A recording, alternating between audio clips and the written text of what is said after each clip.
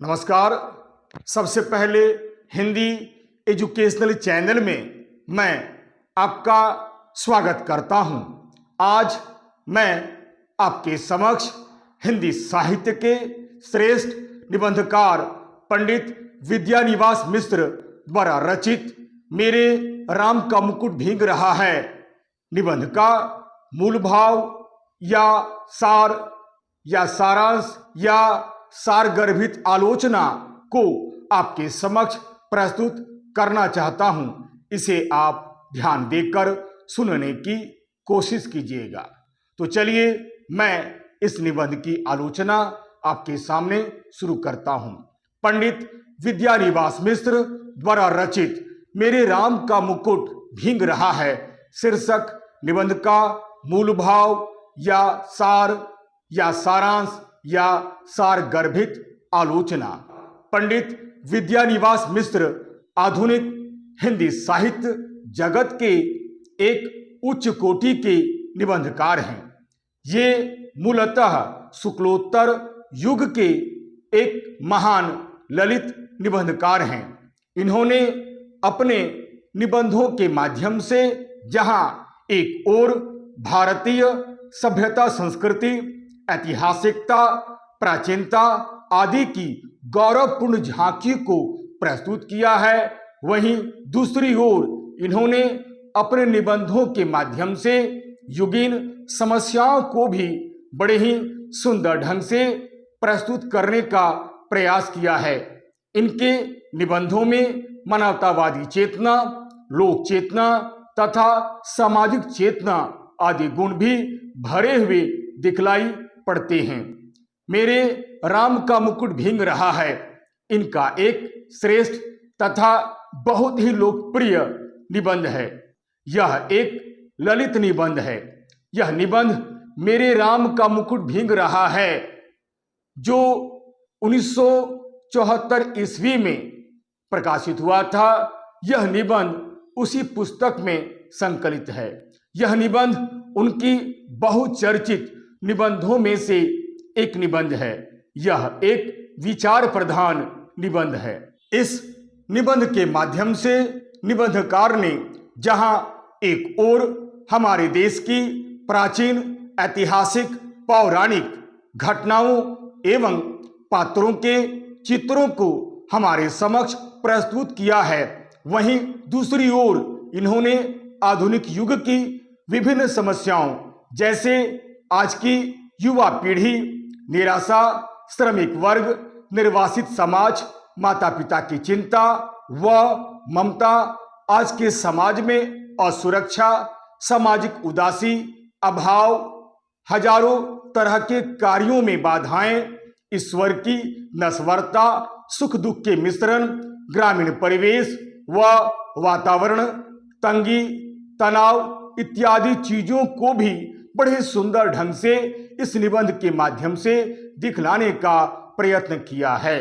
अर्थात इनके निबंधों में यदि एक ओर प्राचीनता है तो दूसरी ओर नवीनता भी है। यदि एक ओर ऐतिहासिकता है तो दूसरी ओर आधुनिकता भी है। यदि एक ओर प्राचीन पीढ़ी के चित्र हैं तो दूसरी ओर आधुनिक पीढ़ी के भी चित्र दिखलाई पड़ते हैं। अर्थात यूं कहें कि इनके निबंधों में प्राचीनता और आधुनिकता का सुंदर समन्वय दिखलाई पड़ता है। यही नहीं, इस निबंध के माध्यम से निबंधकार ने एक भोजपुरी लोकगीत के माध्यम से अपनी भारतीय संस्कृति के पारंपरिक और मूल्यवान तत्वों को अत्यंत ही सूक्ष्म व सुंदर ढंग से व्याख्या प्रस्तुत की है। मेरे राम का मुकुट भीग रहा है शीर्षक निबंध का प्रारंभ लेखक की उदासी और चिंता से होता है। लेखक वर्तमान परिस्थितियों को देखकर बहुत ही उदास और चिंतित हो जाता है। उनका मानना है कि कभी कभी बड़ी से बड़ी परेशानी पैदा करने वाली बात भी कुछ हमें परेशान नहीं करती है, जबकि कभी कभी छोटी छोटी घटना भी हमें इतना ज्यादा परेशान, उदास और चिंतित कर देती है कि हम इसकी कभी भी कल्पना तक नहीं कर सकते हैं। लेखक को चिंता के मारे रात भर नींद नहीं आती है, दिन डरावनी जैसे प्रतीत होते हैं। अतः आधुनिक युग के मध्यवर्गीय समाज का सुंदर चित्र लेखक ने इस निबंध के प्रारंभ में प्रस्तुत किया है। लेखक का मानना है कि यह सब मन की स्थिति पर निर्भर है, अर्थात सब कुछ मन की अवस्थाओं पर निर्भर करती है। मन की स्थिति सामान्य होने पर बड़ी से बड़ी कठिनाइयां हमें प्रभावित नहीं करती है, जबकि मन ठीक नहीं रहने पर छोटी से छोटी बातें भी हमारे मन को अशांत कर देती है, हमें बेचैन कर देती है। यह सब मन की स्थिति पर ही निर्भर करती है। विद्यानिवास मिश्र जी अपने परिवार की एक घटना का जिक्र करते हुए कहते हैं कि एक दिन उनका एक मित्र संगीत का कार्यक्रम सुनने के लिए काफी रात यानी लगभग 9 बजे के आसपास उनके घर पर आए और चलने के लिए कहे। लेखक का पुत्र उनके साथ संगीत के कार्यक्रम में जाना चाहता था। यही नहीं, उनके घर में दिल्ली विश्वविद्यालय के एक कॉलेज में पढ़ाने वाली एक मेहमान लड़की भी आई हुई थी, वह भी उनके साथ जाना चाहती थी। लेखक जाने की आज्ञा नहीं देना चाहते थे, पर न जाने क्या सोचकर न चाहते हुए भी उन्हें संगीत के कार्यक्रम में जाने की अनुमति जल्द से जल्द लौटकर आने की बात कहकर दे दी। लेखक मन ही मन सोचता है कि यदि वे जाने की आज्ञा नहीं देंगे तो शायद उन्हें बहुत ही बुरा लगेगा। कभी कभी तो बच्चों का भी मन रखना ही पड़ता है। धीरे धीरे रात के 11 बज जाते हैं, परंतु वे लोग लौटकर नहीं आते हैं। जैसे जैसे रात बढ़ती जाती है वैसे वैसे उनकी चिंता भी बढ़ने लगती है। लेखक की पत्नी भी लेखक के मित्र पर, लेखक पर और बच्चों पर झल्लाने लगती है। लेखक पत्नी को यह कहकर शांत कर देता है कि शायद संगीत में उनका मन लग गया हो और घर आने की सुधि भी शायद नहीं रही हो। चिंता की कोई बात नहीं है, इस प्रकार हमें चिंता नहीं करनी चाहिए। वर्षा समाप्त होते ही वे लोग जल्द से जल्द घर आ जाएंगे, तुम्हें इस प्रकार चिंतित नहीं होना चाहिए। अंततः पत्नी शांत होकर सो जाती है, लेकिन लेखक को नींद नहीं आती है। उन्हें बार बार बच्चों की चिंता सताती है। अंततः एक कुर्सी पर बैठकर बच्चों के आने की प्रतीक्षा करने लगते हैं। रात के 12 बज चुके होते हैं, परंतु वे अब तक लौटकर नहीं आए हुए होते हैं। बच्चों के घर में न पहुंचने पर उनकी चिंता और भी अधिक बढ़ जाती है, परंतु वे अब चाह कर भी कुछ नहीं कर सकते थे। मन में तरह तरह के विचार उठने लगते हैं, अर्थात मन में अनहोनी होने की आशंकाएं उठने लगती है। जैसे ही कोई आहट सुनाई देता है, उनका मन फाटक की ओर चला जाता है कि कहीं वे लोग आ तो नहीं गए हैं। तभी लेखक को बचपन की एक घटना याद आती है, जब वे या तो घर से बाहर होते या फिर विदेश चले जाते, तो उनकी दादी या नानी प्रायः एक लोकगीत गाती थी, जिसके बोल थे, मोरे राम के भीजे मुकुटवा, लक्ष्मण के पटुकवा, मोरी सीता के भीजे सिंदूरवा, ताराम घर लौटे ही। यहाँ इन्होंने व्यक्तिगत घटना, व्यक्तिगत दुख दर्द को समाज की घटना, समाज का दुख दर्द कहकर स्वीकार किया है। लेखक आगे कहते हैं कि जब मैं विदेश चला जाता था या किसी कारणवश घर से बाहर चला जाता था और अधिक दिनों तक लौट कर नहीं आता था तो मेरी दादी या नानी बड़ी तन्मयता के साथ यही लोकगीत गाती थी और लौटने पर कहती थी, मेरे लाल को कैसा वनवास मिला था कि अब घर लौटकर आए हो। लेखक कहते हैं कि शायद मैं उस समय बहुत ही नादान था। उस समय मैं दादी और नानी के हृदय में उठने वाली पीड़ा और व्याकुलता को समझ नहीं पाता था और हंसी आ जाती थी और मैं खिलखिलाकर हंस देता था। उनका यह गीत विरह गीत हुआ करता था। शायद नासमझी की वजह से ही मैं उनके हृदय की पीड़ा को समझ नहीं पाता था, परंतु आज मुझे उनके हृदय की पीड़ा का अनुभव हो रहा था। आज मैं उन्हें और उनकी पीड़ा तथा वेदना को अच्छी तरह समझ पा रहा था। जब उनके स्वयं के बच्चे उनसे दूर हुए तब हमें उनका दर्द महसूस हुआ। तब हमें वही पीड़ा, वही दर्द हमारे हृदय में भी उत्पन्न होने लगा था।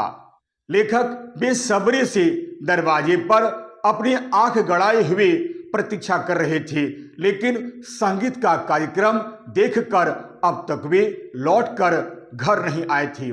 लेखक का मानना है कि आने वाली पीढ़ी पिछली पीढ़ी की ममता की पीड़ा को ठीक से समझ नहीं पाती है और पिछली पीढ़ी अपनी संतान के संभावित संकट की कल्पना मात्र से उद्विग्न हो जाती है। आज के वातावरण को देखकर भी यह मन में विश्वास नहीं होता है कि अब हमारी संतान समर्थ हो चुकी है, बड़ा से बड़ा संकट झेल सकती है। अब लेखक को बच्चों को भेजने को लेकर भी एक तरह से पछतावा होने लगता है कि मुझे रात के समय इस प्रकार बच्चों को नहीं भेजना चाहिए, परंतु बार बार यह कहकर मन को सांत्वना देते कि क्या है, लड़की दिल्ली विश्वविद्यालय की एक कॉलेज में पढ़ाती है, लड़का संकट बोध की कविता लिखता है, परंतु लड़की का ध्यान आते ही उनकी चिंता और बढ़ जाती है।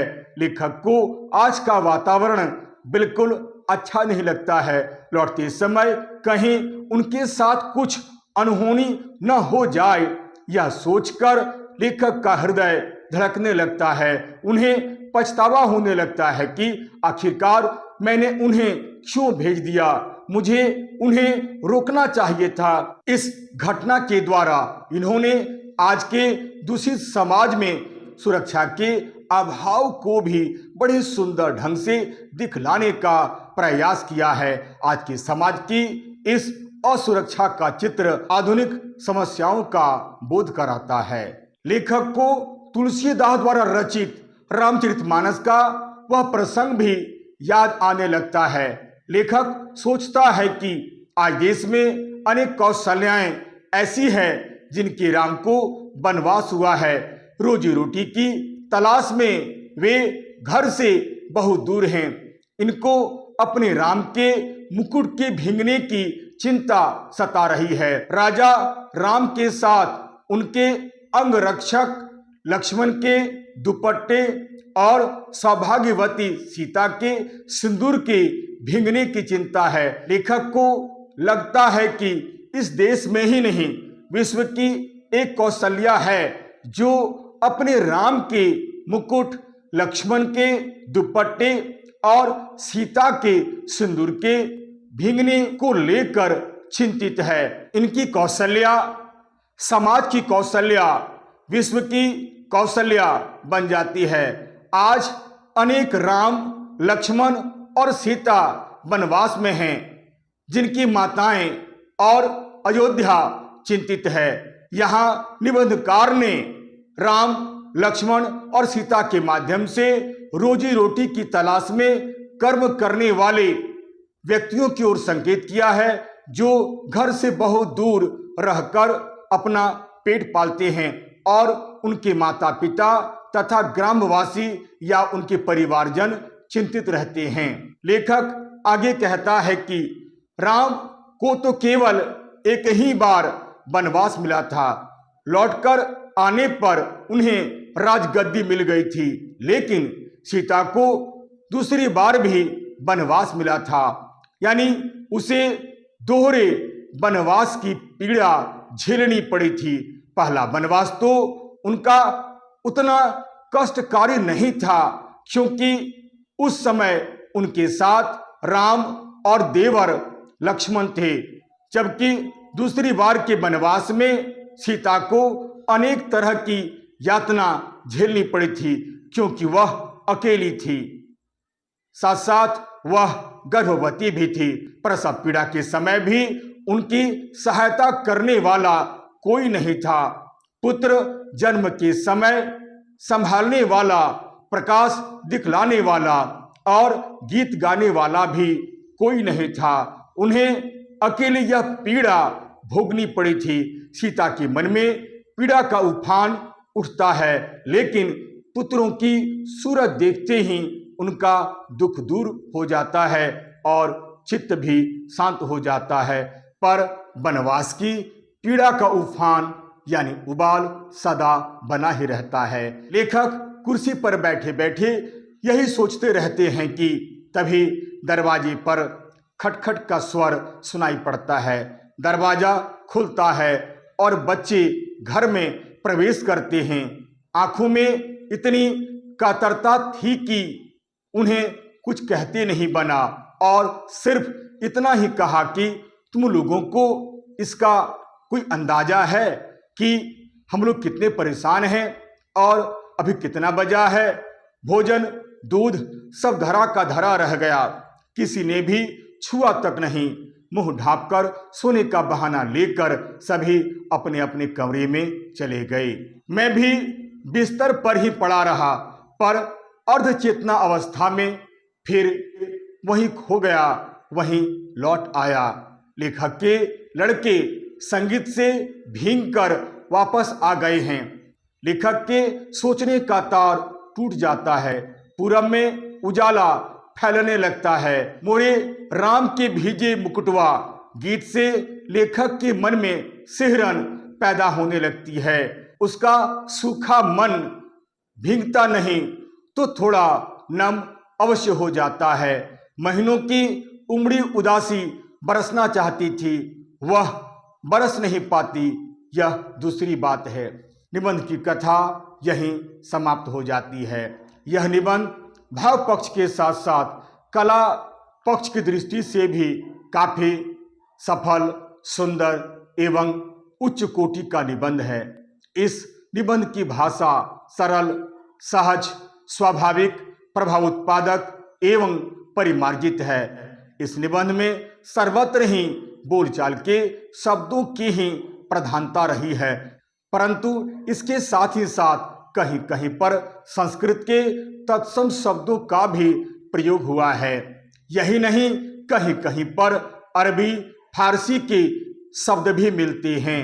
अर्थात भाषा में भी यदि एक ओर संस्कृत के शब्द हैं तो दूसरी ओर प्राचीन भाषा के भी शब्द हैं। अर्थात भाषा में भी एक समन्वय है, परंतु यहाँ प्राचीनता और नवीनता में विरोध नहीं है, बल्कि एक आकर्षण है। प्राचीनता नवीनता के प्रतीक के रूप में है। दोनों ही एक दूसरे के पूरक हैं, दोनों ही एक दूसरे के सहयोगी हैं। भाषा में व्यंग्य और विनोद के भी छींटे पाठकों के मन को और सशक्त करते हैं। निबंध में मुहावरों, लोकोक्तियों तथा सूक्तियों का भी खुलकर प्रयोग हुआ है। इस निबंध में प्रतीकात्मक शैली, विवेचनात्मक शैली और अलंकारिक शैली के भी दर्शन होते हैं। इस तरह हम देखते हैं कि भाव एवं भाषा की दृष्टि से तथा कथ्य एवं शिल्प की दृष्टि से पंडित विद्यानिवास मिश्र द्वारा रचित मेरे राम का मुकुट भींग रहा है शीर्षक निबंध एक श्रेष्ठ व सुंदर निबंध है, जो पाठकों के हृदय पर एक अमिट छाप छोड़ता है। यह निबंध मेरे राम का मुकुट भींग रहा है, जो 1974 ईस्वी में प्रकाशित हुआ था। यह निबंध उसी पुस्तक में संकलित है। इस निबंध में प्राचीनता और आधुनिकता का सुंदर समन्वय दिखलाई पड़ता है। इन्होंने इस निबंध में प्राचीन पात्रों एवं ऐतिहासिक घटनाओं के माध्यम से आधुनिक युग की अनेक समस्याओं को बड़े ही सुंदर ढंग से दिखलाया है, जो आज भी प्रासंगिक दिखलाई पड़ता है। कुल मिलाकर यही कहा जा सकता है कि पंडित विद्यानिवास मिश्र द्वारा रचित मेरे राम का मुकुट भींग रहा है एक श्रेष्ठ, सुंदर एवं एक सफल ललित निबंध है। आशा करता हूं आप इस वीडियो को अच्छी तरह समझ गए होंगे। यदि आपको यह वीडियो अच्छा लगता है, उपयोगी लगता है, सारगर्भित लगता है, तो आप इसे लाइक करें, शेयर करें और तो और सब्सक्राइब करना आप बिल्कुल नहीं भूलें। और हाँ, यदि मेरे वीडियो में अगर आपको कहीं भी किसी प्रकार की कोई त्रुटि या कोई कमी नजर आती है तो आप साफ कमेंट्स करें और इसके लिए उपयुक्त प्रमाण दें, ताकि मैं उन गलतियों पर ध्यान दे सकूं और आपके लिए और भी अधिक सुंदर और भी अधिक आकर्षक वीडियो बनाकर प्रस्तुत कर सकूं। तब तक के लिए नमस्कार, धन्यवाद।